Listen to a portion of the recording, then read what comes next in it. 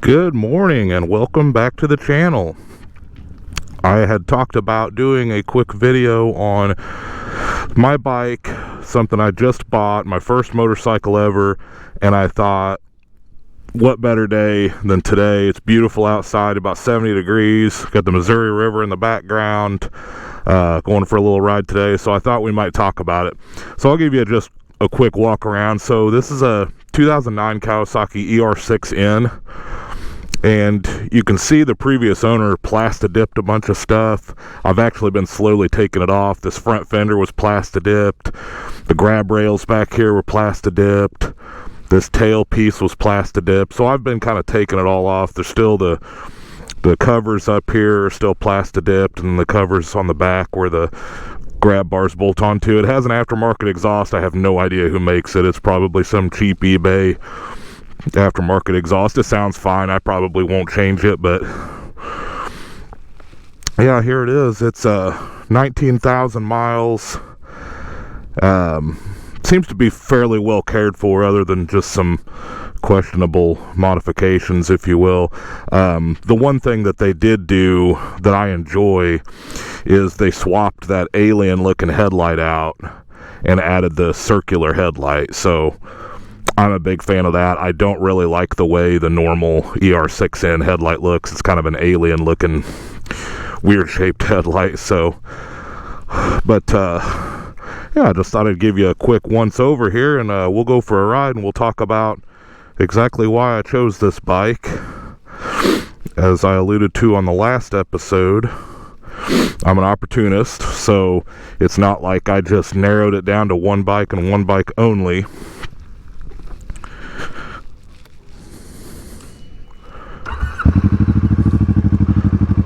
I had a few in mind, but the two that I really wanted to find one of these two, and that is the Kawasaki ER6N, which obviously is this, and then a Suzuki SV650, and they're actually easier to find, but they're very popular. They're a little more desirable than this, so the prices are usually a little higher. That doesn't mean that the prices are high. They're just higher than this. So this was $3,000. Found it in Herman, Missouri. So I don't know, a little over 3 hours from me, I think.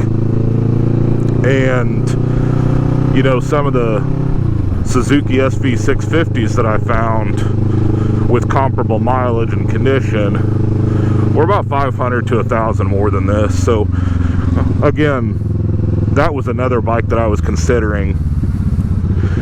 And the reason why, and I didn't necessarily just narrow it down to these two, but these were the two main ones that I had decided I should really go after. One, reliability. It's hard to beat Japanese bikes. What are you gonna do, buddy? Okay, he's waiting. It's hard to beat Japanese bikes for reliability. They're rock solid, and you don't have to do a whole lot to them. You just ride them, right? Just normal maintenance and ride them. And that's why some of the BMWs that I looked at, I just thought, you know, it's probably a better idea at this point in my riding experience to focus on learning how to ride and making sure that I enjoy this hobby before I go getting into a European bike that's a little bit more maintenance. That's not to say that the BMW products are bad. Everything I've read, they're well built, but they are going to be a little higher maintenance, a little more expensive to work on. Japanese bikes are they're just as good as it gets. It's no different than their cars or their electronics. They're built rock solid. Parts availability is great. Again, this is basically a naked Ninja 650, so it shares all the parts with that. And I believe, and you can quote me if I'm wrong down in the comments section, but I had read somewhere that the ER stands for Easy Rider, And then the 6 is, of course, for that class, it's a 650. But then the N is naked. So Easy Rider, 650 cc's naked. Again, that's just something I read, I believe, on a forum. So take it for what it's worth. Correct me if I'm wrong down in the comments. But it certainly is easy to ride. And, that was another thing that turned me on to bikes like this and the Suzuki SV650 is they're just easy to ride. They're lightweight. The seat height is not so low that you're cramped and uncomfortable. The ergos on this thing are actually really good, even for somebody that's, my height, slightly above average in height, which was a concern when you're talking about the 300 and 400 cc class. It's not necessarily just that the engine's a little too small. Whoa, squirrel. It's not just the engine's a little too small, and that might present problems in the future for a rider of my heft. But also the size of the chassis. Are you going to be cramped? And the best way to do it is to ride them and find out.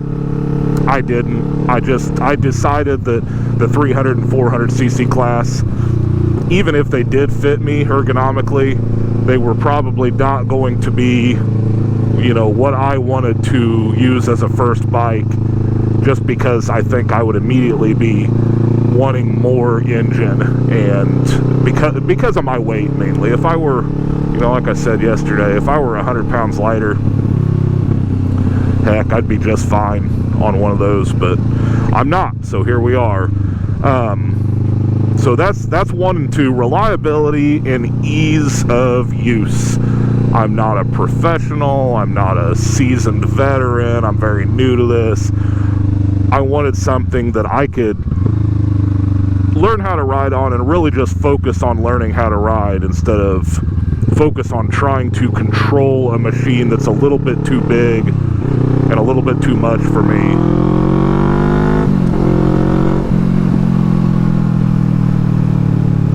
That's what I wanted to do.